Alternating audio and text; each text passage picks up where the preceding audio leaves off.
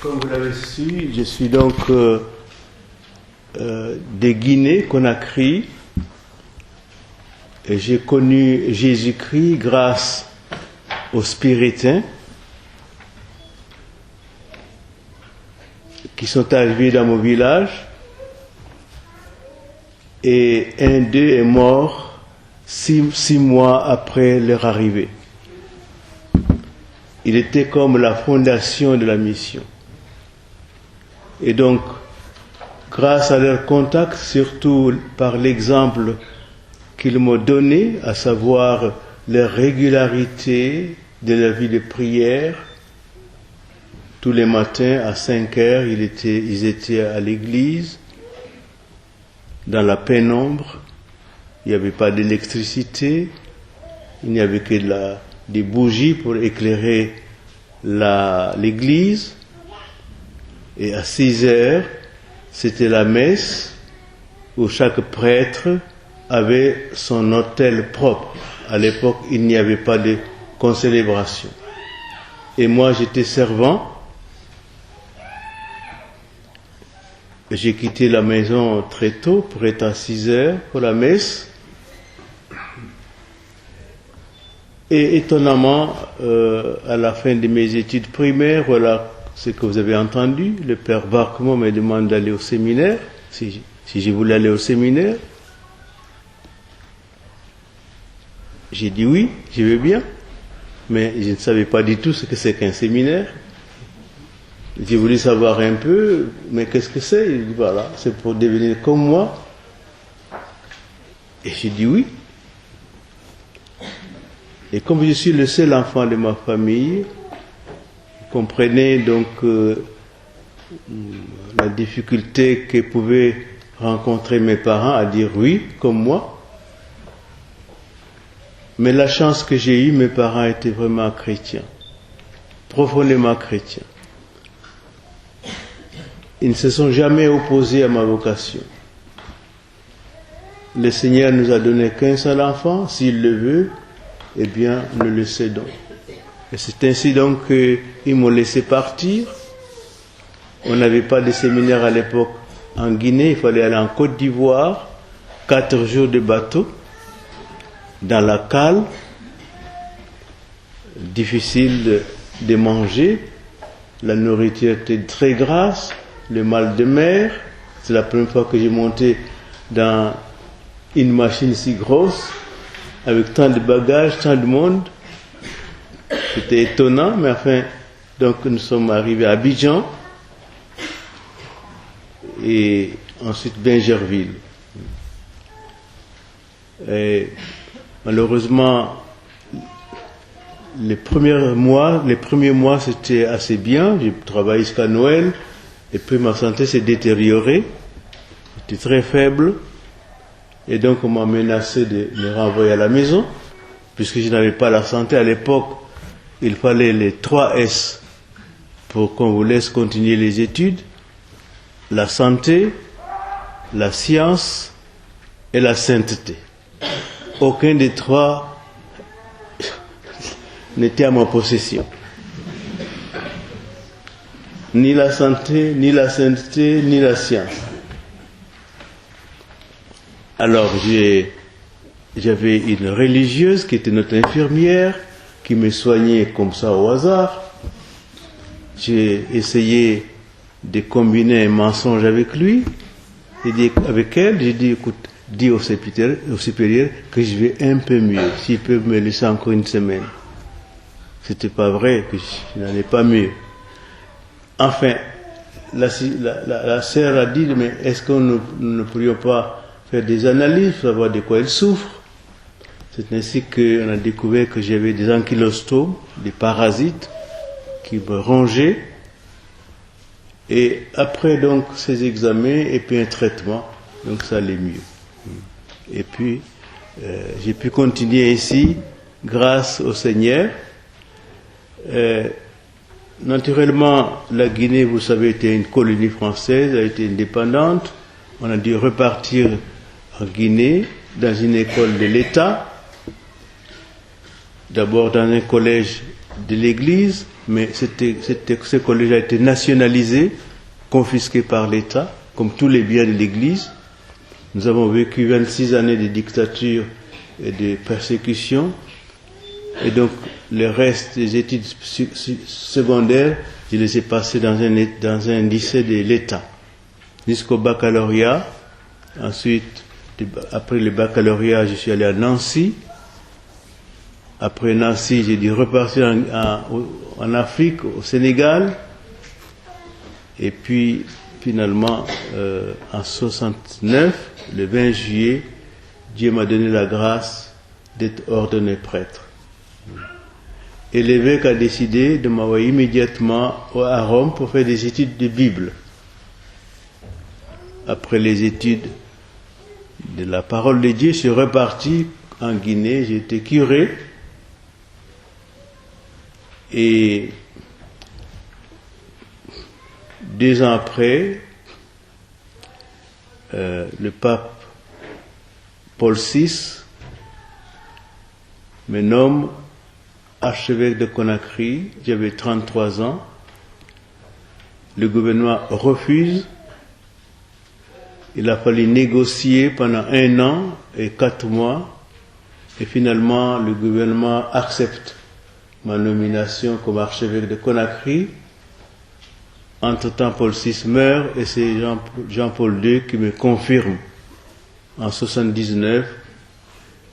Et j'ai été consacré évêque le 8 décembre 79.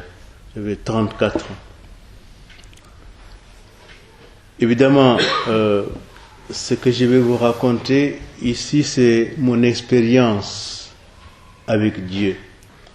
Voyez-vous comment Dieu m'a fait marcher de la Guinée en Côte d'Ivoire, de la Côte d'Ivoire en Guinée, la France, le Sénégal, la Guinée, ensuite l'Italie, pour nous dire que notre vie est un voyage continuel, un exode continuel. Mais si nous sommes entre ses mains, nous aboutirons à la Terre Sainte où Dieu nous conduit. Et la Terre Sainte, c'est vraiment aboutir à sa propre vocation. Et donc, j'ai été consacré évêque et pendant 5 ans, j'ai vécu avec Sékou Touré. Sékou Touré, à un moment, à cause de ma parole, à cause du courage de l'Église, avait projeté de m'éliminer. Mais Dieu a été plus rapide que Sékou Touré. Effectivement, en 83, il y a eu un tremblement de terre en Guinée et il y avait pas mal de sinistrés, surtout du côté de Gawal et de ma région.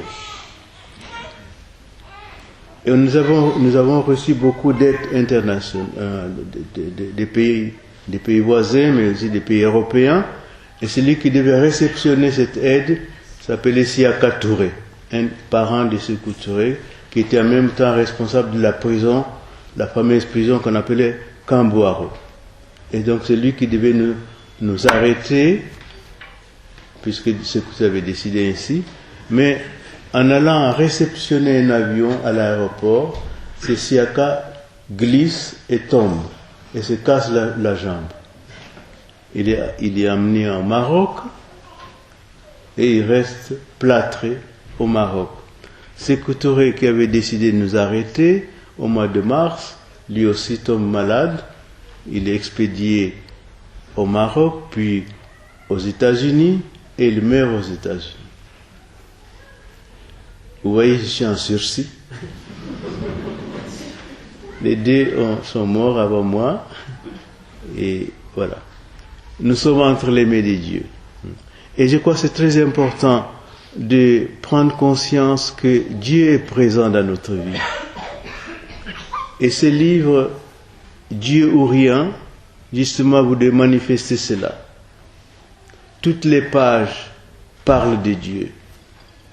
Même si une page ne parle pas de Dieu, eh bien, cette page porte le parfum de Dieu, ou le passage de Dieu.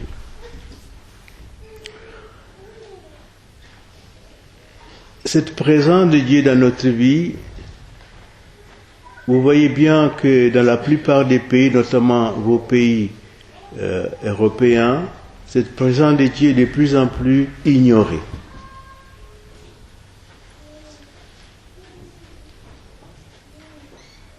Depuis presque un siècle, l'Église constate que l'Occident a volontairement décidé d'ignorer Dieu, de se séparer de Dieu. Et c'est pourquoi le pape Jean XXIII a voulu un concile. Bien sûr, on a beaucoup insisté sur la réforme du concile, mais ce qui était préoccupant pour Jean XXIII, c'était comment faire revenir Dieu dans la société occidentale. Comment également vérifier quel est l'état des chrétiens occidentaux par rapport à Dieu. Et le pape Paul VI était également de la même préoccupation. Et tous les pères du concile ont eu cette préoccupation première. Comment redonner à Dieu son primat dans la société? Malheureusement, ce concile a été interprété de manière erronée. Le premier texte que le concile a produit, ça s'appelle Sacrosanctum Concilium, c'est la Sainte Liturgie. Or, on a pris ce texte-là comme un livre de recettes. Comment nous allons nous adapter la liturgie dans nos contextes culturels? Comment réadapter la liturgie par rapport à notre contexte? Ce n'était pas ça du tout. La Sainte Liturgie, ce n'est pas comment impliquer, parce que nous, on a cru, il faut animer la liturgie, il faut mettre beaucoup de monde, que tout le monde participe. Alors, on a cru que la liturgie, c'était pour inculturer, mettre des choses africaines, asiatiques ou modernes dans la liturgie. Non. La Sacrosanctum Concilium voulait ramener les hommes à se mettre à genoux, et on se met à genoux que devant Dieu. Qui dit liturgie, dit adoration. Qui dit adoration, dit Dieu. Voyez, la première préoccupation du concile, c'était Dieu. Et comment l'adorer? Quel est notre rapport avec lui? Le deuxième texte qui a été publié, c'est Lumen Gentium, sur l'Église. Alors on a insisté, l'Église, le peuple de Dieu, comment donner au peuple de Dieu sa place dans l'Église. C'est vrai que l'Église, c'est nous tous, les évêques, les prêtres et les laïcs. Mais ce n'était pas ça l'essentiel de Lumen Gentium. C'est l'Église. L'Église, elle est faite pour communiquer Dieu. L'Église est faite pour adorer Dieu. L'Église est faite pour transmettre la lumière de Dieu dans le monde. Et la première phrase de Lumen Gentium sur l'Église dit que la clarté de Jésus-Christ doit se refléter sur le visage de l'Église. Autrement dit, l'Église, elle est comme la lune. La lune n'a pas de lumière en elle-même. La lune est noire, opaque, obscure. Tant qu'elle n'est pas frappée par le soleil, la lune n'éclaire pas. La même chose, si l'Église perd son contact avec Dieu, elle est obscure. elle n'éclaire pas. Donc, voyez-vous, ce texte aussi insiste sur Dieu. Troisième texte, la parole de Dieu. Dei verbum. Donc, la parole de Dieu qui nous convoque, qui nous éclaire, qui nous régénère.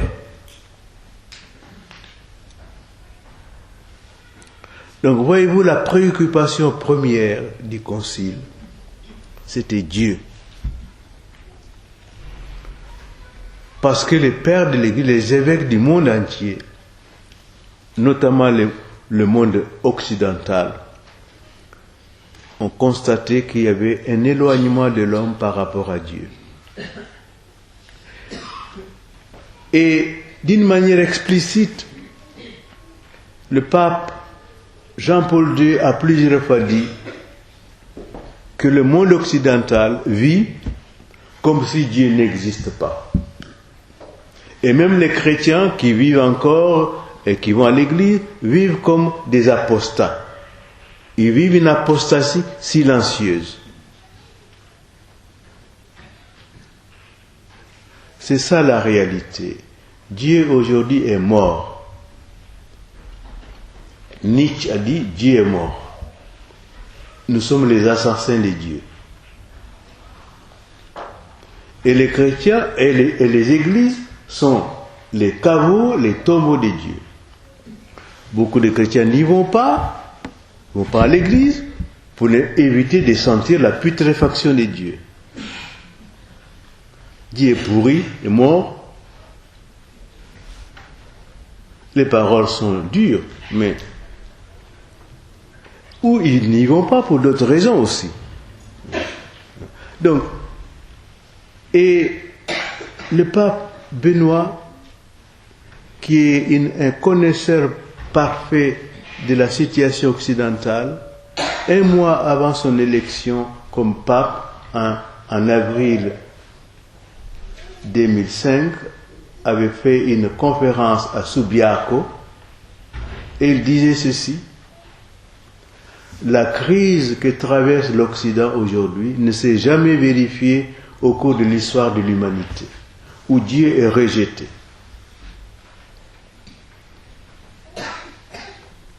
Et donc, voyez-vous, ceux qui ont rencontré Dieu, ceux qui ont eu l'expérience de Dieu, doivent tout faire pour dire que Dieu est, que nous ne pouvons pas vivre sans lui. Et si je suis parmi vous, c'est pour vous dire qu'un petit garçon d'un petit village, d'une petite famille de 3 personnes, Dieu est venu le prendre.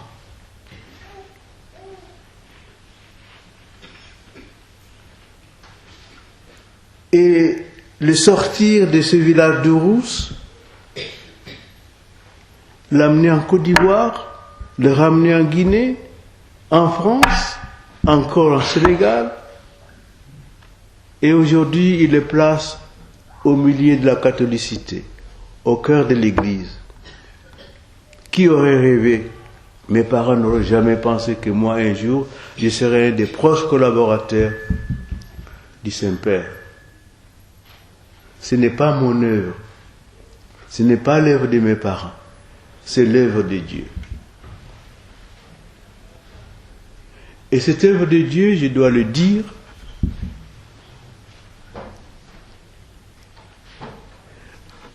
alors, si c'est vrai que Dieu est exclu de notre société, nous qui prétendons croire, nous devons devenir missionnaires pour dire que Dieu est, il est dans notre vie. Naturellement, être missionnaire, ce n'est pas seulement dire des choses que nous avons apprises dans un livre. Être missionnaire, ce n'est pas seulement communiquer aux autres ce que nous avons appris. Ceci, n'importe qui peut le faire. Être missionnaire, c'est être témoin. Or, comment se comporte un témoin? Pour être témoin, il faut d'abord avoir vu. Pour témoigner, il faut avoir vu. C'est la même chose pour être missionnaire. Il ne faut pas raconter aux gens des choses apprises. Il faut avoir rencontré Dieu, rencontré Jésus, et nous sommes capables d'en parler. C'est Saint Jean qui le dit, dans la première de Saint Jean. Saint Jean dit, ce que nous avons entendu, ce que nos yeux ont vu, ce que nous avons touché de nos mains, ce que nous avons contemplé du Verbe de vie, nous vous l'annonçons. On ne peut pas annoncer Dieu si nous ne l'avons pas rencontré. Or, nous rencontrons Dieu tous les jours.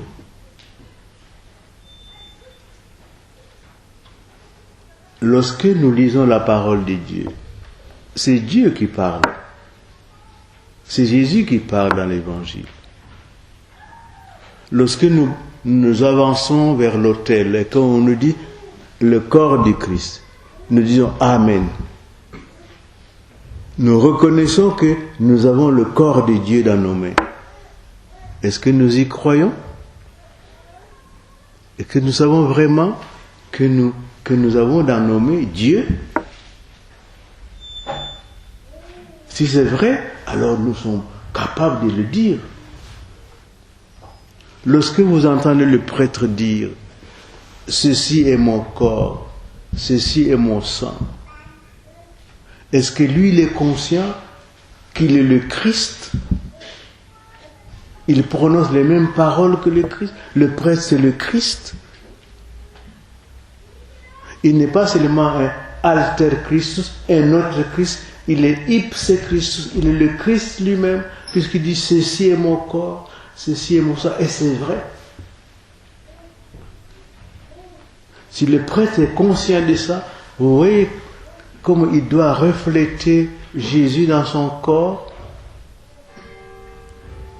qui doit être la transparence de Jésus. Un jour, l'apôtre Philippe rencontre des Grecs et dit « Nous voulons voir Jésus ». Aujourd'hui aussi, beaucoup de gens nous disent « Nous voulons voir Jésus ». Et c'est nous qui devons montrer Jésus à travers notre corps, à travers notre vie. Nous sommes appelés à devenir vraiment Christ. Saint Paul, voyez-vous, a tellement qui était contre Jésus. Vous savez qu'il martyrisait les chrétiens. Et en route sur Damas, pour aller tuer les chrétiens, Dieu le rencontre, Jésus le rencontre. Il renverse Paul et il entend une voix, Saoul, Saoul, pourquoi me persécutes-tu? Et la voix, et Paul répond, qui es-tu?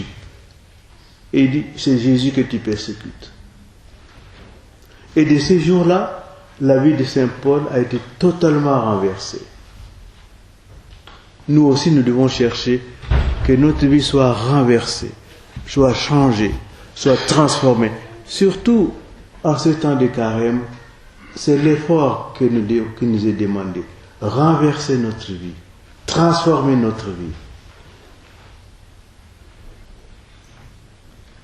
Certes, nous faisons des efforts pour nous priver de nourriture, de boissons, de cinéma. C'est bon, mais c'est insuffisant. C'est le renversement de notre vie qui est demandé à chacun de nous durant le carême. Pas seulement durant le carême, mais toute notre vie, parce que nous avons rencontré le Seigneur. Regardez, c'est un autre Africain, Saint Augustin. Saint Augustin était comme nous, un homme ambitieux, un homme tiraillé par les plaisirs de la vie, tiraillé par son ambition d'être quelqu'un de bien. Il voulait être un grand professeur, Et pour cela, il dit, bon, je vais aller à Milan, là je trouverai des maîtres qui vont m'apprendre à être un grand professeur, et là, il rencontre aussi le Seigneur. Et sa vie a été totalement changée. Eh bien, c'est la mission qui nous est confiée suppose d'abord que nous soyons transformés nous-mêmes. Et nous avons les moyens d'être transformés si effectivement nous prenons au sérieux les sacrements que nous célébrons, la liturgie que nous célébrons. Si nous prenons au sérieux la parole que nous écoutons, et que cette parole réussisse à transformer, à changer intégralement notre vie.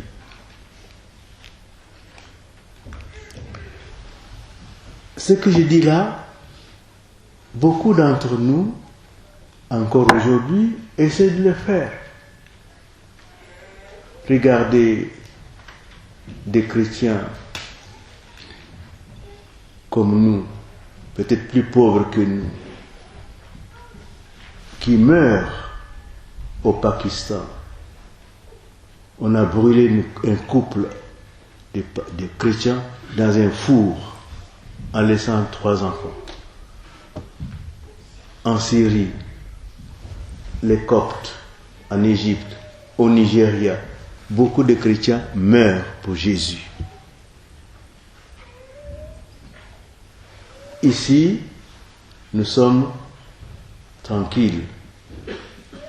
Personne ne nous persécute physiquement. Personne ne nous empêche d'aller à la messe. Vous savez, en Nigeria, quand un chrétien va à la messe, c'est pas s'il va rentrer à la maison, c'est un sauf. Mais il va quand même. En Afrique, au temps de Dioclétien, il était interdit de dire la messe. Mais les Africains, en 333, se cachaient pour dire la messe entre eux.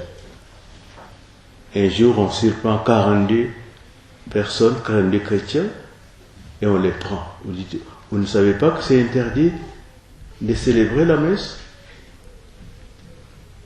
Et celui qui avait accueilli ses confrères dans sa maison pour célébrer la messe, il s'appelait Émérite, dit, pourquoi tu as laissé les gens rentrer chez toi? Il dit, mais ce sont des frères. Il fallait les empêcher de venir chez toi. Mais je ne peux pas les empêcher de venir chez moi parce que nous devons célébrer l'Eucharistie. Parce que sans l'Eucharistie, nous ne pouvons pas vivre. Sans la messe, nous ne pouvons pas vivre.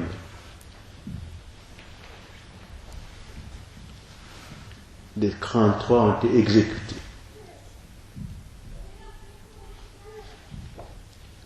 Aujourd'hui, Dieu nous parle aussi par les témoins pour réveiller notre foi. Dieu nous parle par tant de martyrs en Syrie, en Irak, au Pakistan, en Égypte, au Nigeria, au Kenya, pour réveiller notre foi. Dieu est. Nous ne devons pas le laisser comme s'il n'existait pas. Et nous, prêtres, parce que nous avons accepté son appel, nous devons être la transparence de Dieu. Dieu nous a envahis, nous a donné une fonction, mais non pas une fonction, une vocation pour transparaître, pour exprimer sa présence dans notre vie. Mais comment réaliser cela? Comment réaliser cette rencontre avec le Seigneur? À travers la prière. Nous n'avons pas le temps de prier. Même nous, les prêtres, nous sommes tellement pris dans les ministères, dans les réunions, dans les rencontres, et on rentre au presbytère, fatigué, et nous donnons les miettes du temps qui restent à Dieu. On n'a pas le temps de prier. Or, la prière est vraiment le lieu où on rencontre Dieu face à face, comme un ami rencontre un ami. Et la prière, est un instant où nous contemplons en silence Dieu. La prière, ce n'est pas dire beaucoup de paroles à Dieu. Il sait déjà ce qui est dans notre cœur. La prière, c'est garder longtemps le silence pour permettre à Dieu de venir à nous, pour permettre à l'Esprit Saint de venir à nous et prier pour nous. Le Saint-Esprit, en des gémissements ineffables, crie en nous, prie en nous. Abba, dit-il, Abba, Père. C'est lui qui nous apprend à dire Dieu est Père. Prier, c'est réussir à être silencieux pour écouter l'Esprit Saint qui prie. Et aujourd'hui, nous avons un exemple extraordinaire. Le pape Benoît XVI, qui avait une responsabilité maximale dans l'Église. Il était pape.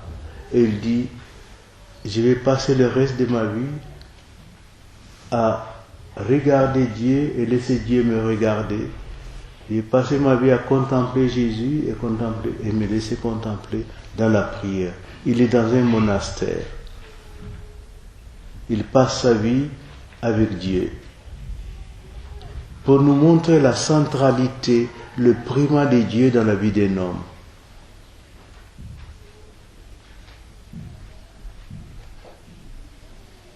Un homme brillant. Benoît XVI était brillant théologiquement parlant. Doux, humble. Et pour montrer que Dieu est, et il mérite de posséder toute notre vie, il s'est enfermé pour passer le reste de sa vie avec Dieu. Avant lui, j'étais encore secrétaire à la Propaganda Fide. J'avais un évêque africain du Kenya, du diocèse de Meru. Il avait 80 ans. Il a voulu rentrer à la trappe. On lui dit, Monseigneur, vous ne pouvez pas être trappiste parce que vous êtes évêque. Mais il a insisté. Et on dit, bon, alors, vous pouvez être hôte permanent. Hein? Vous faites comme les moines, vous vous levez comme eux, vous priez comme eux, mais vous ne pouvez pas être moine, vous ne pouvez pas être trappiste, vous êtes hôte permanent. Et il est à Trefontane, à Rome, près de la basilique Saint-Pierre, hors les murs. Il est là à 80 ans. Et lui ici m'a dit ceci, mon père, mon Seigneur, tu vois, j'ai passé toute ma vie à parler de Dieu. Maintenant, je vais passer le reste de ma vie à parler avec Dieu. Moi, je vous parle de Dieu. Et j'aimerais un jour passer le reste de ma vie à parler avec lui. C'est facile de parler de Dieu. Mais passer sa vie à parler avec Dieu, c'est différent.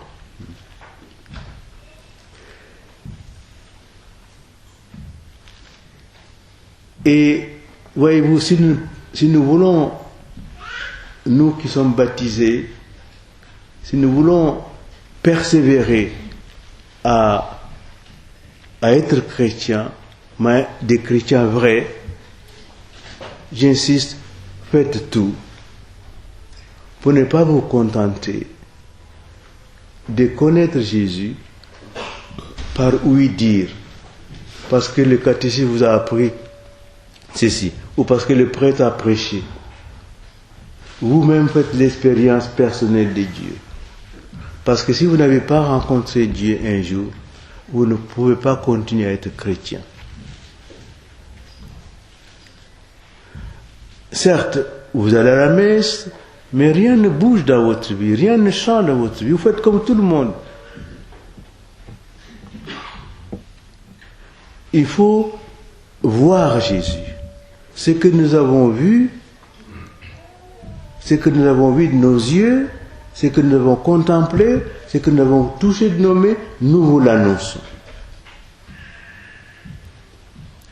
Si on n'a pas vu Dieu dans sa vie, c'est difficile d'être persévérant dans la vie chrétienne. Et je vais vous raconter une histoire que j'aime bien pour vous montrer, pour illustrer ce que je viens de dire.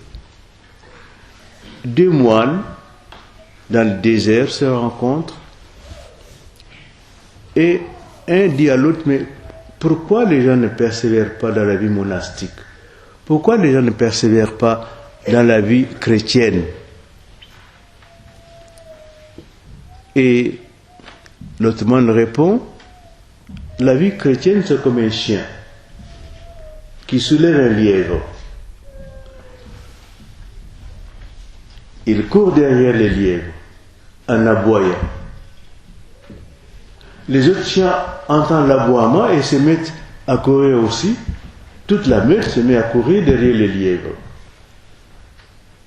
Mais au bout d'un certain temps, les chiens qui ne voient pas les lièvres se disent, mais où est-ce que nous allons? Pourquoi courons-nous?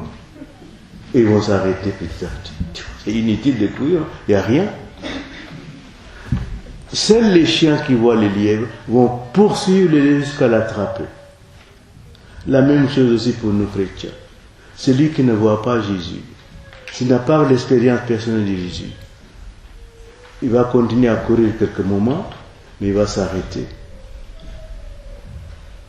Un jour, il va dire, ah, aujourd'hui, je suis un peu fatigué, dimanche prochain, j'irai à la messe. Cette fois-ci, je ne vais pas. Et puis, petit à petit, sa vie religieuse se relâche. Beaucoup de fois, on peut nous avoir entraînés par des amis, par la famille à être chrétien, mais au bout d'un moment, il faut vraiment une expérience personnelle. Ça ne suffit pas d'avoir entendu parler de Dieu. Il faut nous-mêmes le voir, le toucher. Et nous le touchons dans la prière. Nous le voyons dans la prière.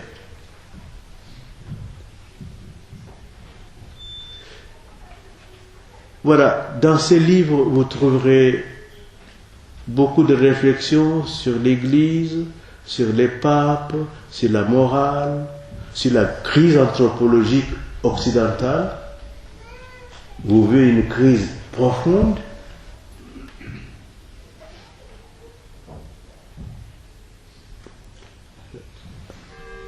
Une crise où l'homme, on ne sait plus qui il est, puisqu'il est détaché de Dieu. Alors l'homme s'invente lui-même. L'Occident est en train de repenser qu'est-ce que c'est que la famille, qu'est-ce que c'est que le mariage. Et on crée des choses nouvelles, une morale nouvelle, une éthique nouvelle.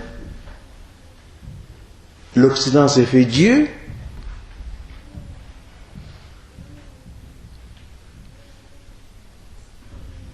Ce qui est grave, c'est que sa vision politique, sa vision économique, sa vision sur l'homme, sa vision sur le mariage, sa vision sur la famille, on voudrait l'imposer aux autres.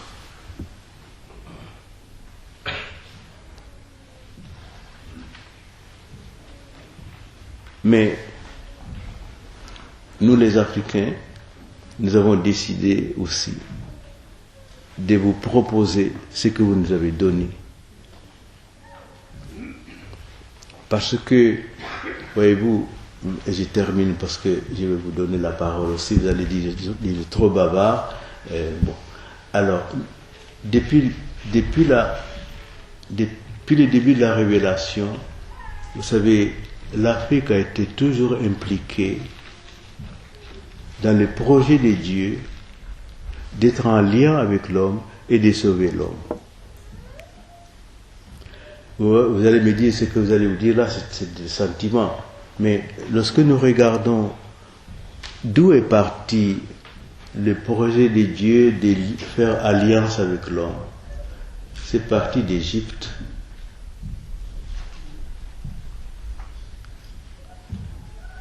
C'est l'Égypte aussi, c'est l'Afrique qui a sauvé le petit Jésus menacé par Hérode.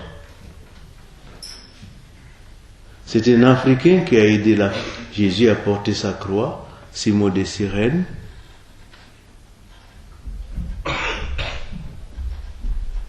Et le dernier pape, d'abord Paul VI, c'est le premier pape qui a mis les pieds en Afrique, a dit une chose exorbitante. Il a dit Nova Patria Christi Africa. La nouvelle patrie du Christ, c'est l'Afrique. Non seulement parce que l'Afrique est un continent ouvert à l'Évangile, dans sa pauvreté, dans ses difficultés, ses maladies, ses guerres, l'Afrique est ouverte à l'Évangile. En un siècle, nous sommes passés de 2 millions, en 1900, nous étions 2 millions de catholiques, 2 millions. Aujourd'hui, nous sommes 187 millions de catholiques, avec beaucoup de vocations sacerdotales, beaucoup de conversions. Et donc, la nouvelle patrie de Jésus-Christ, c'est l'Afrique. Benoît XVI a dit que le poumon spirituel de l'humanité, c'est l'Afrique. C'est en même temps, si vous voulez, une provocation, une réalité, comme également un projet. Nous devons devenir le poumon de l'Afrique, pour redonner à la famille sa place, sa dignité. Pour redonner au mariage, chez nous le mariage, même chez les païens, c'est un mariage unique. On dit, oh, en Afrique, il y a de la polygamie, c'est vrai, mais il y a la polygamie partout, hein, successive. Mais chez nous, par exemple, le mariage, c'est un. Chez nous, là, il y a un symbole qui s'appelle la cola. La cola, c'est une noix. Hein, c'est pas bon à manger, mais c'est un symbole très fort. Les mariés se présentent devant le maître de cérémonie. On partage la cola en deux, c'est 2 morceaux. On donne à la fiancée et aux fiancés. Et on leur dit mangez. Ils mangent la cola. Le maître de cérémonie lui dit restituez-moi ça, comme c'était avant. Ils disent on ne peut pas.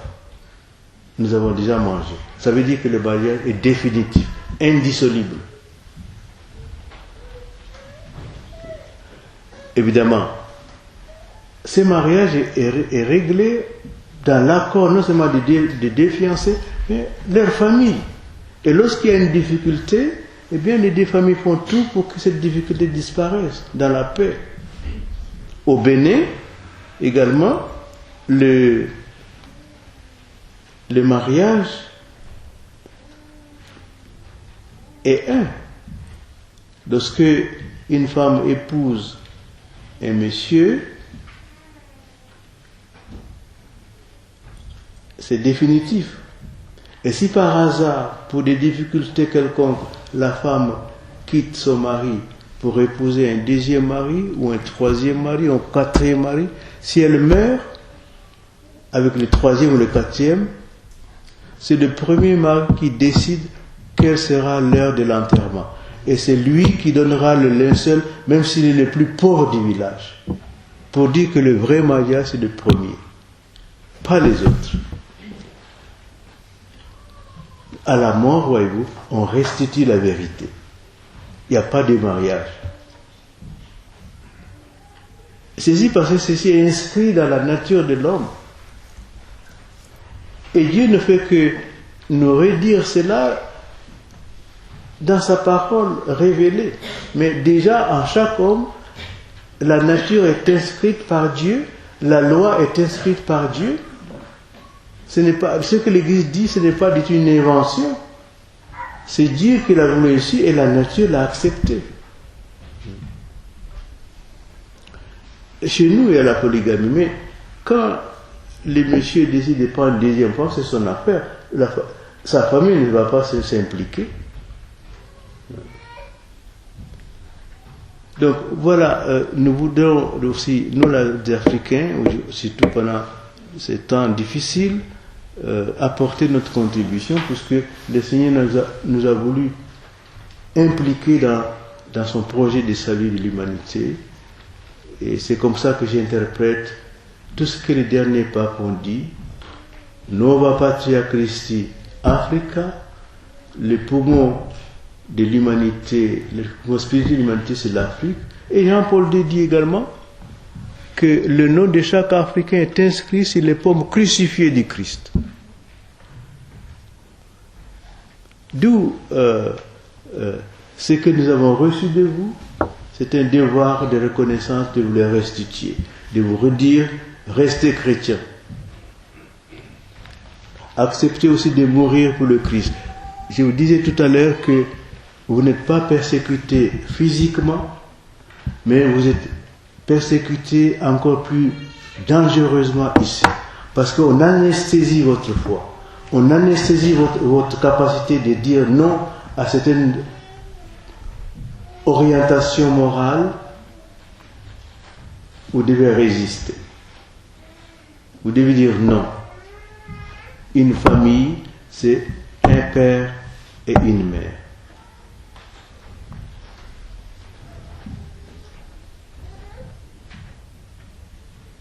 Toutes les civilisations ont vécu et vivent ainsi. Mais l'Occident ne doit pas changer et imposer cette vision à d'autres. C'est ce que ce livre voudrait témoigner avec force. Et surtout, dire combien il est beau, combien il est rafraîchissant pour l'homme d'être en contact avec Dieu et de donner la place dans notre vie.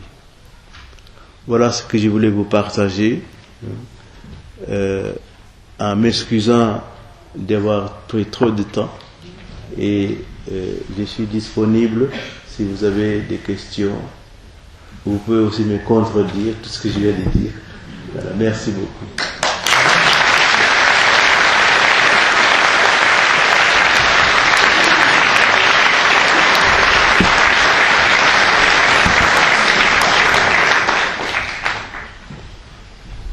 J'aurais une première question, Éminence, pour lancer le débat. Comment on fait pour voir Jésus après l'ascension?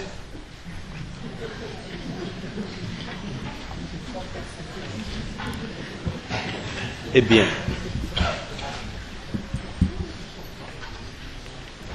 après l'ascension, comment faire pour voir Jésus?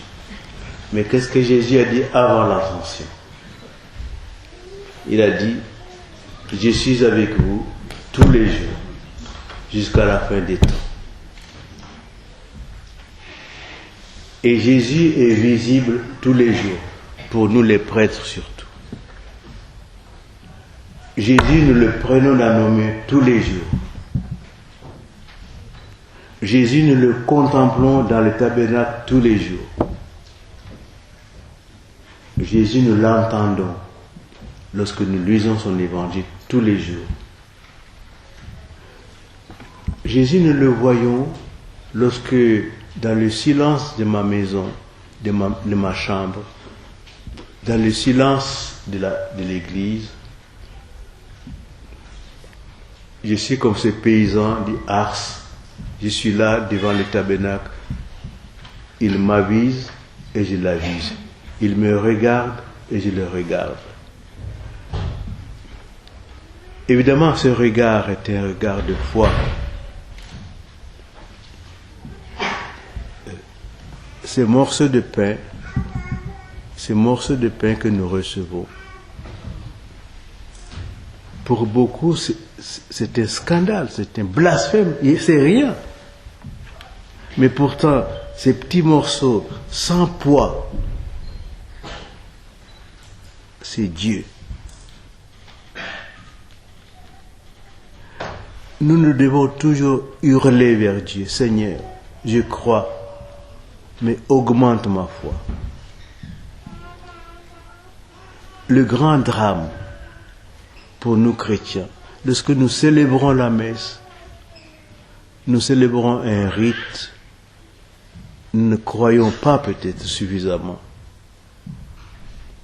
C'est pourquoi il est important que l'Eucharistie retrouve sa sacralité. C'est sacré, c'est Dieu qui est là.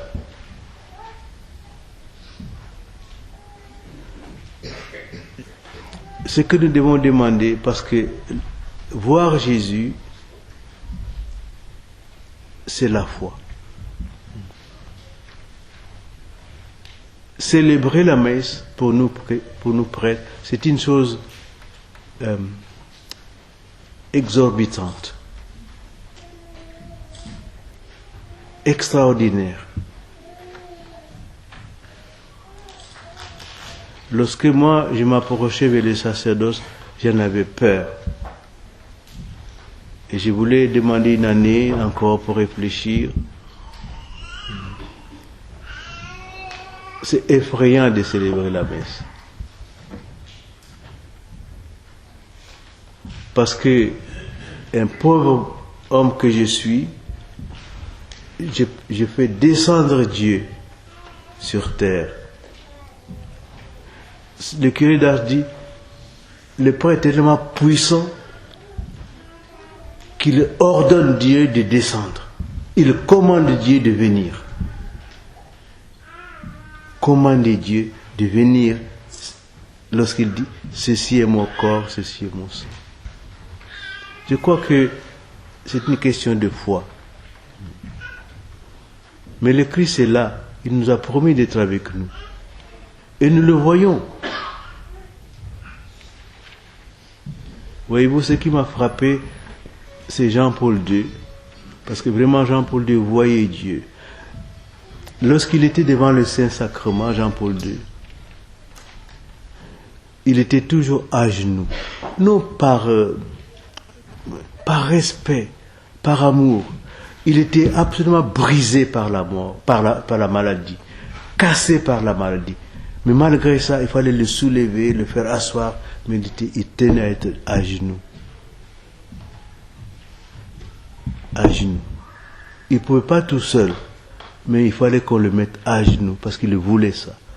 Parce que ce qu'il voyait, ce n'est pas n'importe, c'est Dieu. Avant même qu'il soit pape, il logeait, quand il était cardinal, chez un ami qui s'appelait le cardinal Descours, qui était polonais comme lui. Descours le voyait souvent la nuit, à plat ventre devant le Saint-Sacrement. Et quand Descours a vu ça, il a fait enlever le marbre, parce que c'était le marbre, pour mettre du plancher. Nous voyons Dieu dans l'Eucharistie.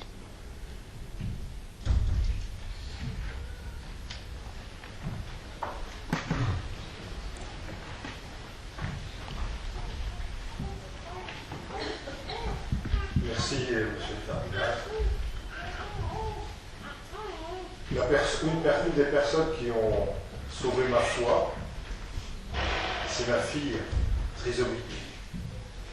Est-ce que ce n'est pas parce qu'elles ont un tel pouvoir qu'on cherche à éliminer les personnes qui ont un handicap mental? Est-ce que l'Église n'est pas parfois un peu timide pour reconnaître cela?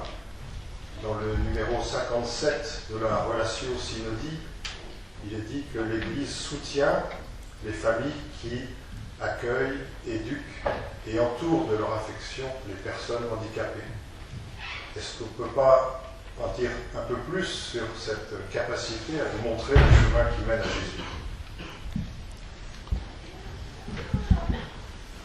Je crois que l'Église a toujours, comment dirais-je, défendu, protégé la vie, quelle que soit sa forme, soit une forme handicapée, soit une forme normale. Le premier qui a lutté, c'est le pape Paul VI. Lorsqu'il a écrit Humanum Vitae, on a dit toutes sortes de choses contre lui. Parce que nous vivons une société de mort, une civilisation de mort. On veut éliminer toutes les personnes que nous considérons inutiles, qui nous gênent, les vieillards, les handicapés. Et Pape Paul VI a dit non, la vie c'est la vie, c'est un don précieux de Dieu. Et tout don est un don de Dieu. Et tout don de Dieu est un don précieux. Vous avez raison de dire que est-ce que l'Église ne doit pas être plus puissant dans cette déclaration, pas seulement dire soutien, protège, mais qu'elle fasse plus. Et le pape Paul VI a fait ça. Il a souffert. Beaucoup de gens étaient contre lui à l'extérieur de l'Église comme à l'intérieur de l'Église. Jean-Paul II a enseigné sur le corps humain, sur l'importance de la vie humaine, le don précieux qu'est la vie humaine. Mais tous les autres papes aussi. Donc, mais quand nous parlons d'Église, ce n'est pas seulement le pape et les évêques, c'est nous tous. C'est nous tous qui devons nous battre pour qu'on respecte la vie, qu'on respecte les handicapés. L'Église, c'est nous. Bien souvent, récemment, certains me disent, mais on est un peu inquiet. J'ai dit, mais écoutez, vous êtes chrétien, eh bien, pour défendre une cause, mais écrivez, signez, si vous êtes 1000 personnes, 2000 personnes à signer, pour dire, nous ne sommes pas d'accord, ou nous sommes d'accord, nous défendons ceci. Donc, la défense, la protection des personnes handicapées, c'est une mission qui nous est tous confiée. Pas seulement le pape, pas l'Église, c'est nous. Vous avez raison, mais nous devons ensemble nous battre, comme vous vous êtes battus pendant des mois ici, pour dire nous ne voulons pas ce que le gouvernement est en train de projeter pour le mariage. Il n'y avait pas beaucoup d'évêques peut-être parmi la foule. Mais vous êtes battus et il faut continuer. Et peut-être vous allez entraîner des évêques avec.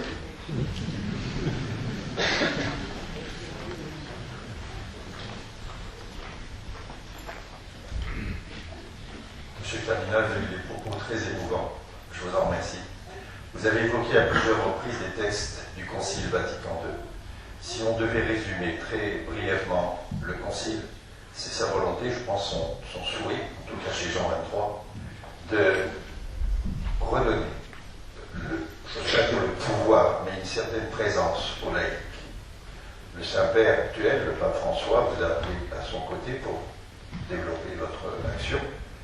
Et on parle de réforme, de la curie notamment, et où les médias attendent des réformes peut-être spectaculaires. Est-ce que vous pensez, vous, qui êtes au cœur du problème, que peut-être que c'est maintenant que le Concile Vatican II va s'appliquer, où réellement les laïcs vont pouvoir participer à la vie de l'Église? Quel est votre avis à ce propos? Voilà. Le pape François, parce que il voudrait appliquer un souhait, un désir qu'avaient exprimé les cardinaux avant le conclave de 2013, en disant nous voulons qu'on revoie un peu la curie romaine, qu'on réforme bien. Et donc, lui, il exécute ces souhaits qui avaient été émis par les cardinaux. Il y a eu une consultation. D'abord, il a créé un conseil pour voir comment mettre en application cette réforme. Et ce conseil a consulté tous les cardinaux de la curie pour demander comment voyez-vous cette réforme. Et chacun de nous a répondu par écrit comment il voyait cette réforme. Effectivement, avant de parler de réforme des structures, il faut d'abord une réforme des personnes. Parce que les structures peuvent être merveilleuses, si les personnes qui les mettent en application ne sont pas réformées, rien ne changera. Donc la première chose à réformer chez chacun de nous. Et lorsqu'on parle de la réforme de la curie, il ne faut pas tellement circonscrire cela au niveau des cardinaux. La réforme doit aller depuis Rome, les diocèses, les paroisses, les familles. Chacun de nous doit se réformer. La plus grande réforme, c'est que nous tous, nous retrouvions Dieu. C'est pourquoi, depuis 2 ans, avant que la réforme des structures n'advienne, depuis 2 ans, le pape François nous a demandé à nous les cardinaux, ses collaborateurs, de sortir de Rome pour faire une retraite fermée. Avant, nous faisions la retraite, mais nous restions à Rome, on écoute les prédicateurs et on va travailler. L'après-midi, on revient, on l'écoute, on va travailler. C'était pas vraiment sérieux. Donc, nous sortons de Rome pour être vraiment une semaine face à face avec Dieu et avec nous-mêmes. Nous venons de terminer, la semaine dernière, nous étions à Richa. Donc, il commence d'abord par la réforme de nous. Notre relation à Dieu. Notre relation à nous-mêmes. Comment est-ce que moi, comme cardinal, j'ai vu mon sacerdoce? Comment j'ai vu ma vie de prière? Est-ce que j'ai prié régulièrement?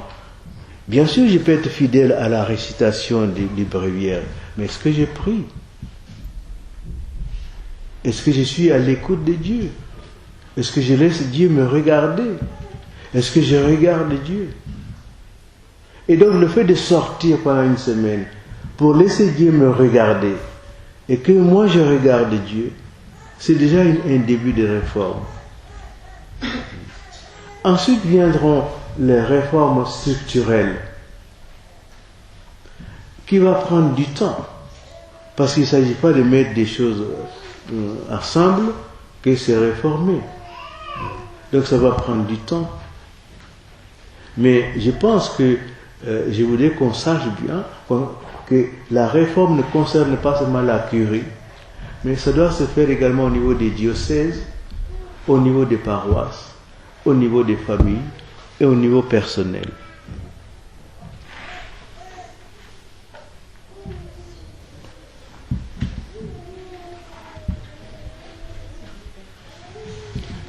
Excellent, je vous remercie d'être parmi nous. J'ai eu l'occasion de voyager en Côte d'Ivoire, vous avez été entre autres les premières années de séminaire, pour travailler sur le chantier de construction d'un pont entre Cocody et Marcory. Et j'ai été surpris parce que je suis allé à la messe à Abidjan de tomber sur la feuille de chant, du chant grégorien.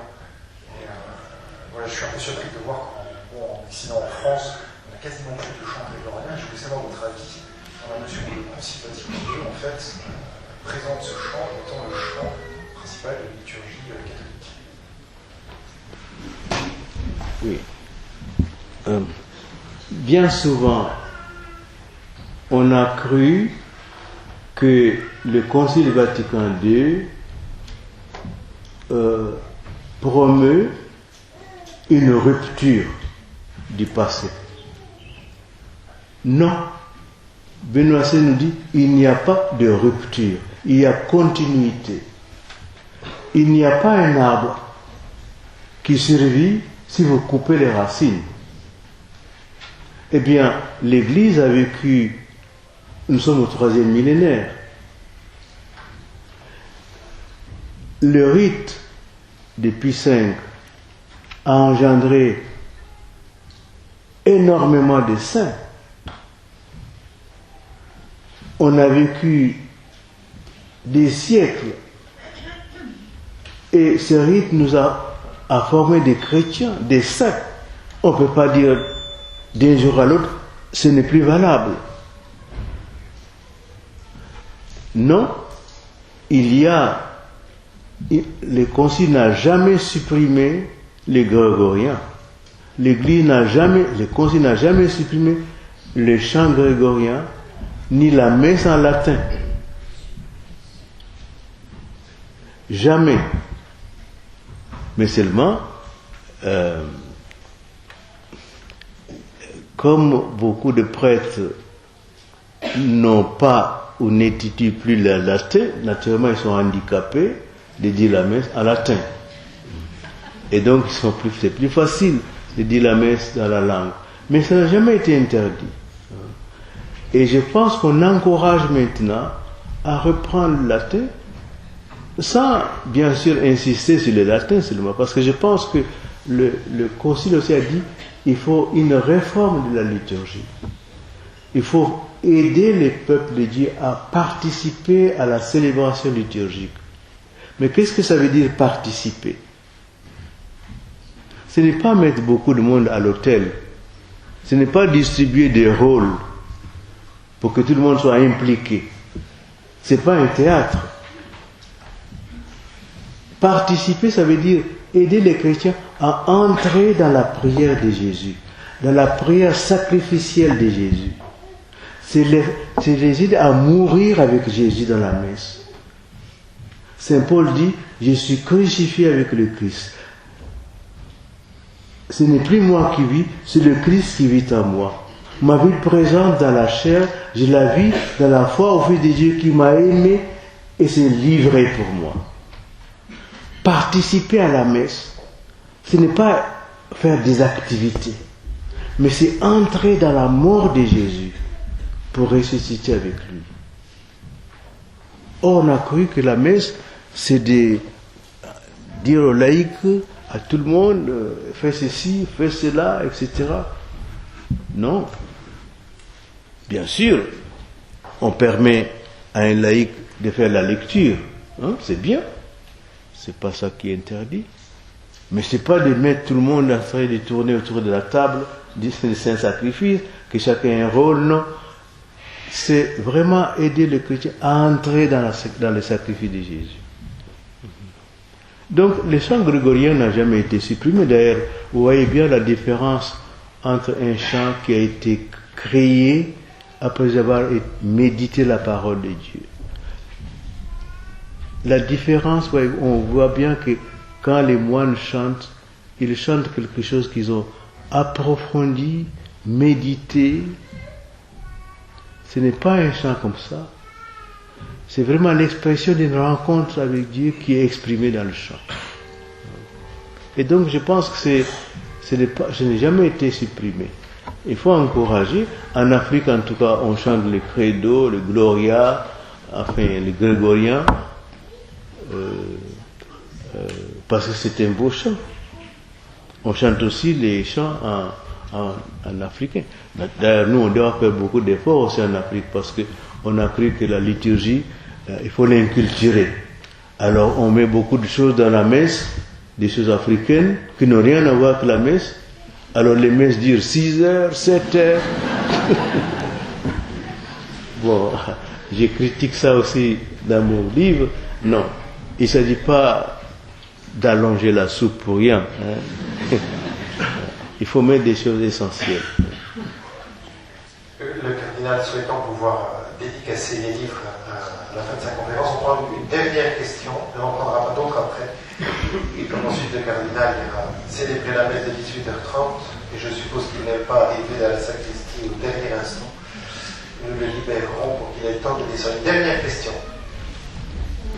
Monsieur le cardinal, merci infiniment d'être là, de votre témoignage. Je vous ai suivi un peu sur les réseaux sociaux, donc moi je suis de loin, je suis de Toulon, et je suis née à Dakar, et j'ai fait ma première communion à Conakry. Oh. J'ai été chez les religieuses de Conakry, j'ai une sœur qui s'est mariée à la cathédrale de Conakry, donc on a quelques points communs. Et je voulais vous parler de ce qu'a dit le pape François, de sortir et d'aller à la périphérie de l'Église. C'est un peu compliqué à comprendre, enfin, pas vraiment en soi, mais parce que les médias se sont emparés de ce terme et ils ont extrapolé, ils ont dit n'importe quoi. Enfin, je pense que c'est n'importe quoi, parlant des divorcés remariés, qui allaient pouvoir se remarier à l'église, etc. Donc moi, je fais la permanence dans ma paroisse, et peu de temps après l'élection du pape, j'ai reçu un couple qui voulait se marier à l'église, mais sauf que déjà mariée. Donc il m'a dit, ah mais le pape François a dit que, je ne sais pas, parce qu'on ne doit pas repousser les personnes, mais je ne sais pas, voyez avec un prêtre, parce que moi je ne peux pas vous répondre. Donc il y a une espèce d'ambiance, de murmure qui se fait, qui se répand, où certains chrétiens ou recommençants se disent que tiens, le pape François, il est quand même plus ouvert, et il va pouvoir permettre des choses qui étaient interdites par l'Église. Voilà, donc vous qui êtes bien placés, vous pouvez nous éclairer sur ce sujet. Je vous recommande de lire mon livre.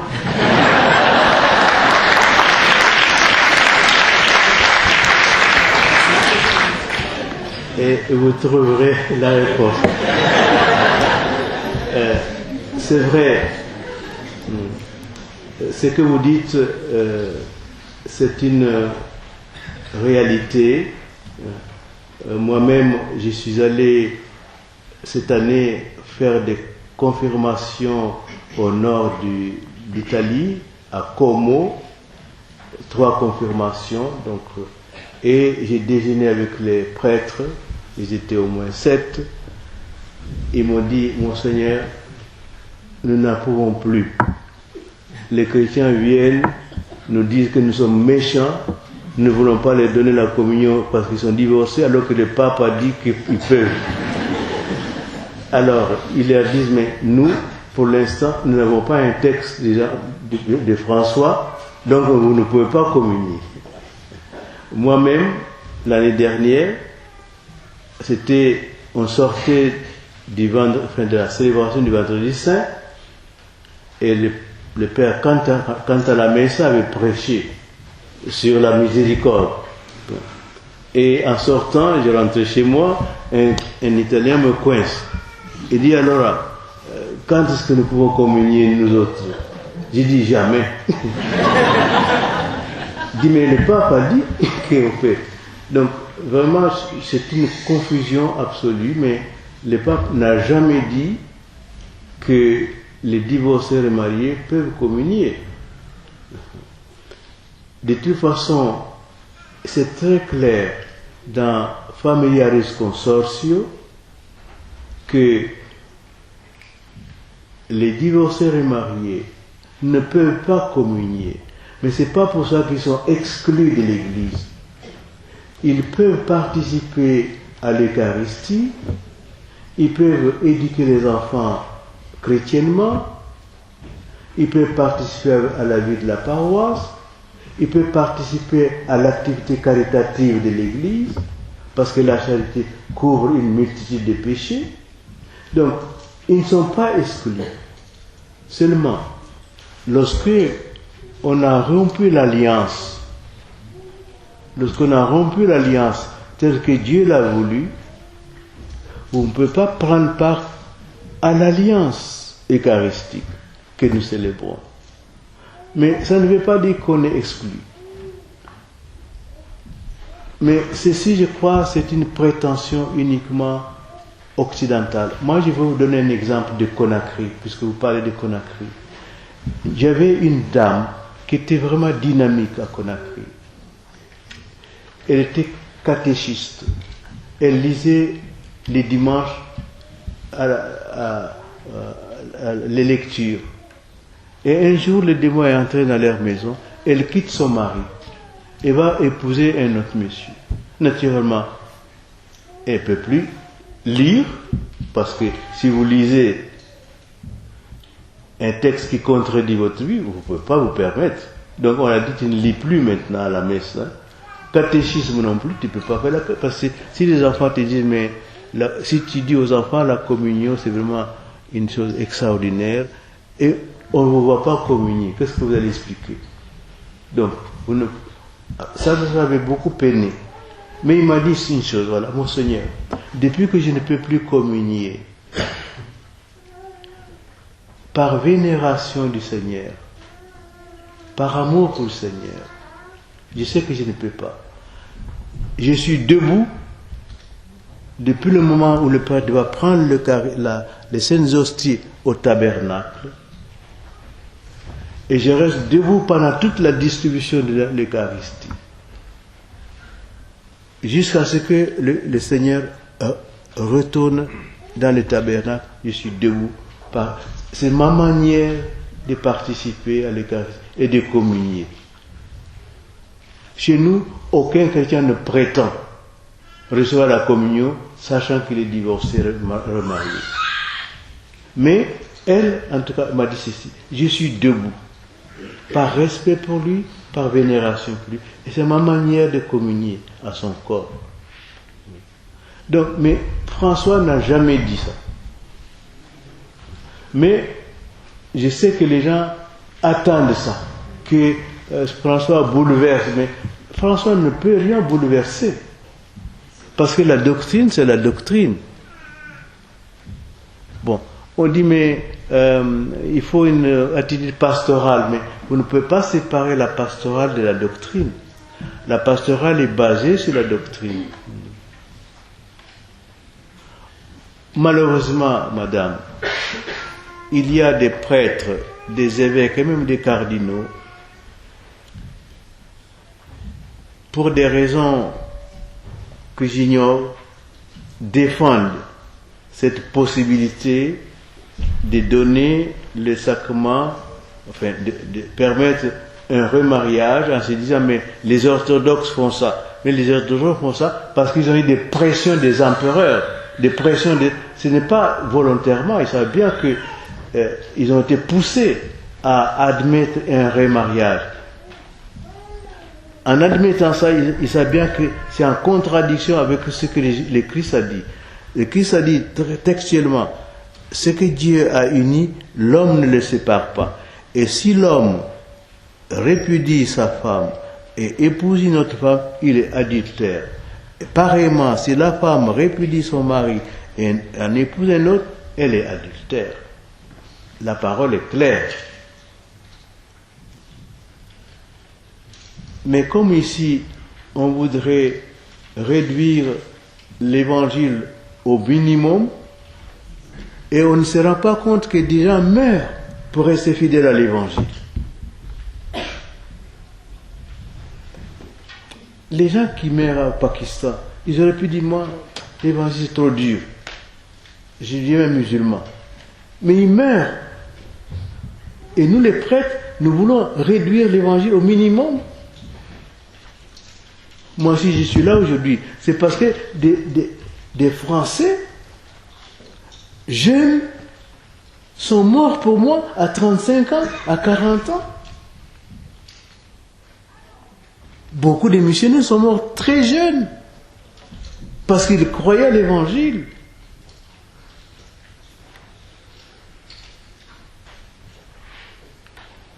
C'est pourquoi, madame, nous les Africains, nous sommes décidés à dire non. C'est pas que nous sommes méchants. C'est parce que nous voulons que chacun de nous considère que Dieu nous prend au sérieux. Jésus-Christ est mort sur la croix pour nous. Il est mort pour nous. Nous ne pouvons pas minimiser ça.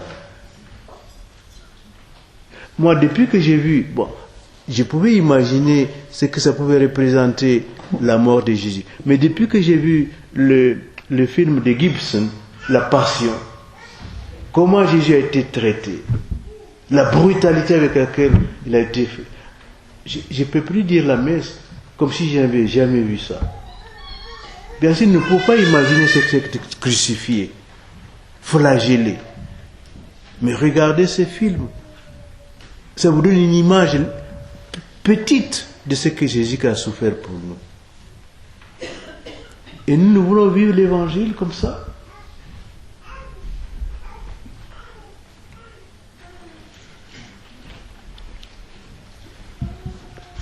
Jésus-Christ a dit ceci. Moi, je m'adresse aux évêques et aux cardinaux. Si tu scandalises un petit enfant, parce qu'il se présente avec des arguments théologiques, etc., pour tromper le peuple de Dieu, si tu scandalises un enfant, il vaut mieux qu'on te mette au cou une meule qu'on te jette à la mer. Parce qu'on n'a pas les droits. Déjà aujourd'hui, la foi est fragile dans beaucoup de personnes. Pourquoi encore contribuer à fragiliser la foi des chrétiens en argumentant contre une position très claire de Dieu, de Jésus-Christ? C'est clair. Ce que Dieu a uni, Dieu ne dit pas je souffre avec les personnes qui ont divorcé, parce qu'eux-mêmes en souffrent. Ils souffrent les premiers. En plus, les enfants, s'ils ont des enfants, les enfants aussi sont désemparés de ne pas avoir de papa et de maman. Donc, le synode a mis la pagaille l'année dernière, à cause de nous, parce que, bon, mais j'espère, vraiment, il faut prier pour qu'on ne fasse pas une erreur grave, sous prétexte de compassion, de miséricorde. Mais la miséricorde demande la vérité. Regardez, est-ce qu'un médecin qui veut soigner un grand malade, il peut dire j'ai pitié de ce malade, je ne vais pas toucher à sa plaie, je vais le laisser comme ça, je suis non, il va traiter le malade. Il va faire souffrir le malade pour le sortir de sa maladie. Et je pense que c'est ça le travail du prêtre. Mais je comprends, c'est pas seulement ici en France, mais dans beaucoup de pays, les gens espèrent que le pape François va révolutionner. Mais la doctrine, on ne peut pas la toucher. On ne peut pas changer la doctrine. Par contre, pastoralement, le prêtre peut être proche de ces gens-là, les accompagner, les encourager à ne pas abandonner la foi, à venir à l'église, à éduquer les enfants, etc. Le prêtre doit être le père vraiment de ceux qui souffrent. On a parlé tout à l'heure des handicapés. Regardez une famille qui soutient un handicapé. Bon.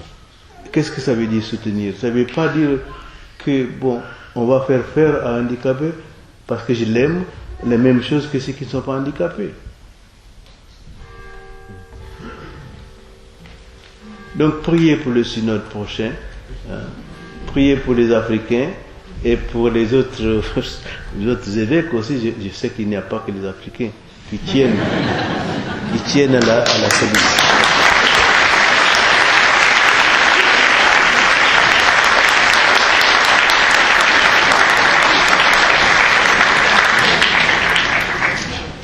Je ne me permettrai pas de faire remarquer que le cardinal est bavard, mais il ne reste qu'un quart d'heure en gros pour les dédicaces. On va descendre la table. Par contre, il y a à la sortie des corbeilles, nous remettrons le produit de ce que vous aurez mis dans les corbeilles au cardinal. Et vous voudrez bien le remettre au Saint-Père pour l'endroit où il le jugera le plus utile. D'accord. Je vais descendre la table.